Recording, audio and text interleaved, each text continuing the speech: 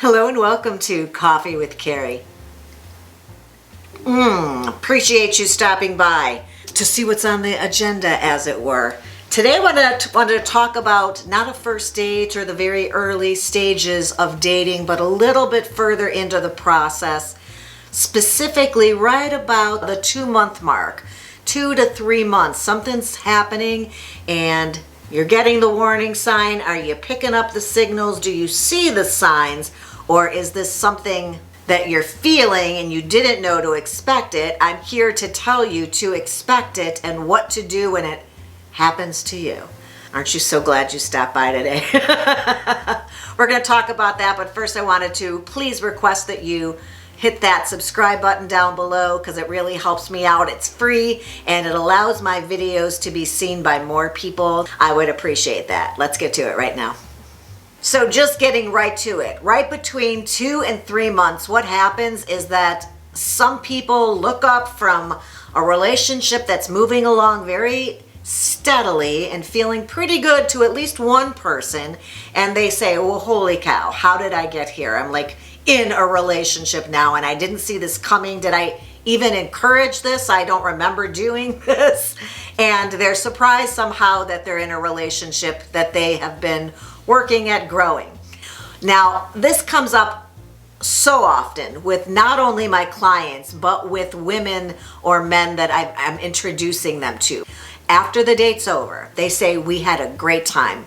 They both say, yes, I'd like to see this person again.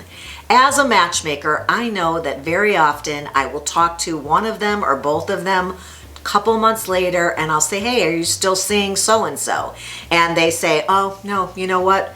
We went on one date and then I just kind of never heard from him. Or they say, we never even got together again. We never were able to make plans. He had a work trip, then I had the kids come into town, or it was a vacation time, or the holiday got in the middle.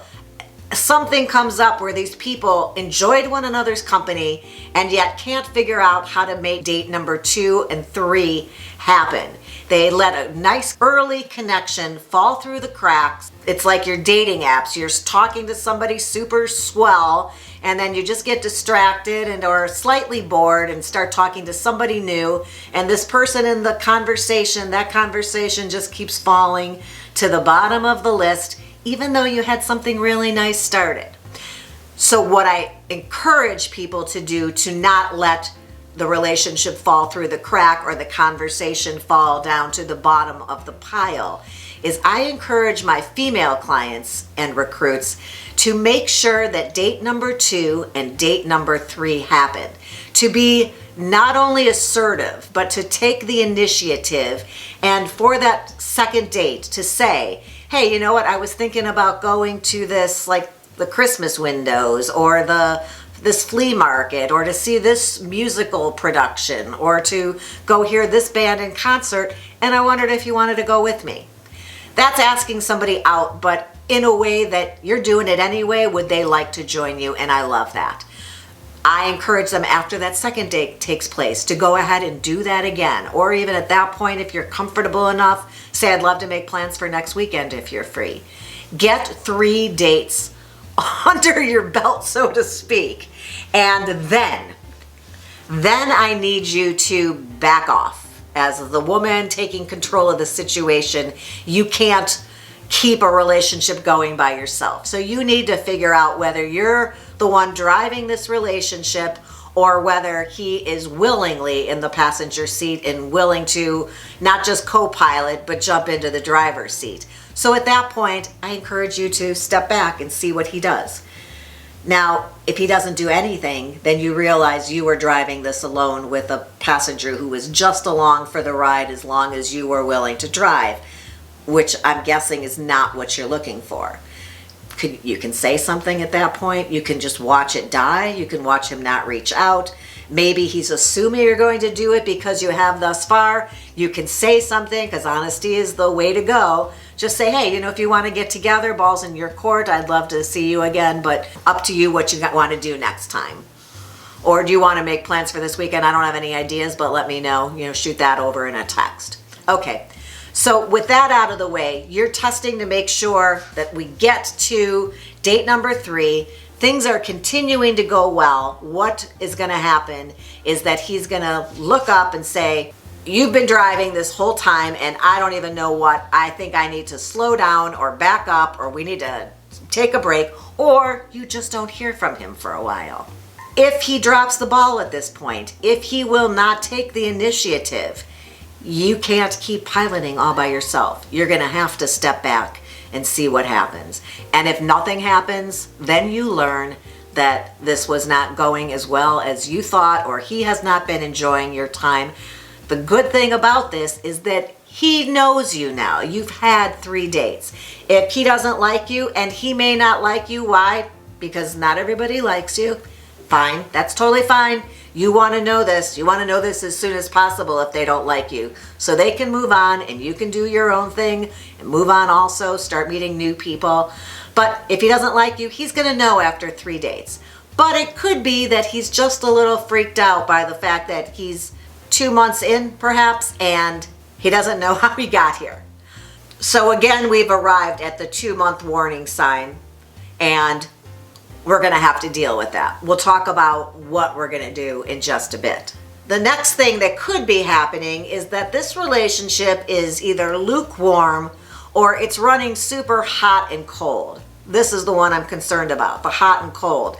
He's making plans, he's texting all the time, then you don't hear from him for 6 days. Then he's calling up and or texting you and making plans last minute for this upcoming weekend, which is a day or two away. This is also an issue. We're past the point where you made the first 3 dates happen, and now we're here where it's like communication is not flowing the way that you expected it to. This is the place where you should be starting to think about the future. You should be hearing things like, oh, the flowers bloom so beautifully in this town this time of year. I always like to go in the spring. I'll have to show you.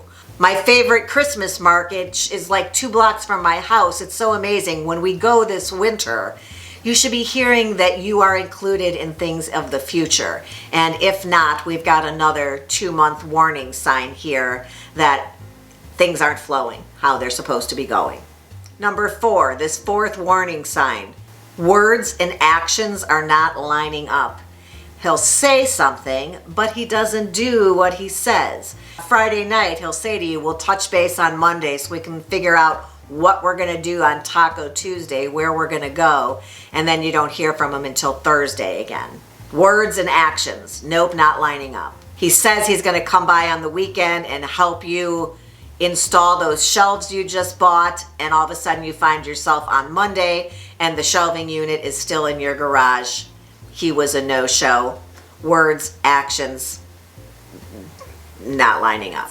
Next up, we're a couple months in and there's still no mention of meeting his peeps, his people, his friends, or his family.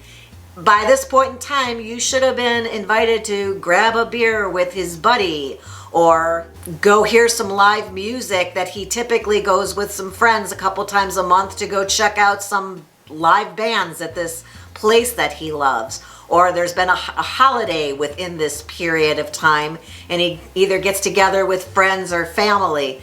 There's somebody in his life you should have met by this point, and if that is not happening and or there's no mention of it even, that's another warning sign for us here in those first couple months.